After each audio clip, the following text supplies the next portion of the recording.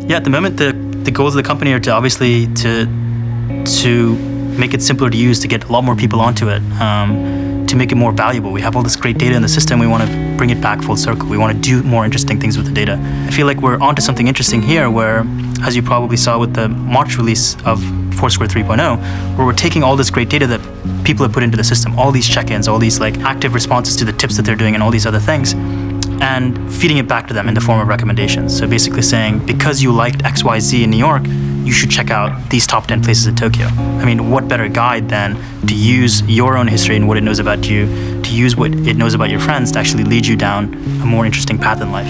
As much work as it's been, and as you know, as hard as it's been to like put in the long hours, it's been a lot of fun to actually build something that has this kind of response. I mean, just to think about how far we've come in just the last 10 years, you know, I was building things that were really hard to build. I had to build the same thing 10 times so it could fill 10 different platforms, right? And now we have fewer major platforms. It's much easier to develop an application. 10 years ago, you had to pay thousands of dollars to actually get an app into the store. Now, anyone can, you know, learn how to program on iPhone, get an iPhone app out there. So the cost actually getting into this and making something cool has gone down. The cost actually manufacturing this stuff is going to go way down. More importantly, what's really interesting about mobile, unlike other things, is that more people in the world have phones than anything else. And they're going to continue to do that. The acceleration of adoption is really going to help things and the way that people think about it. And lastly, what I get really excited about is this thing that you're carrying around is now, you know, can help with all sorts of things. It entertains you when you have downtime.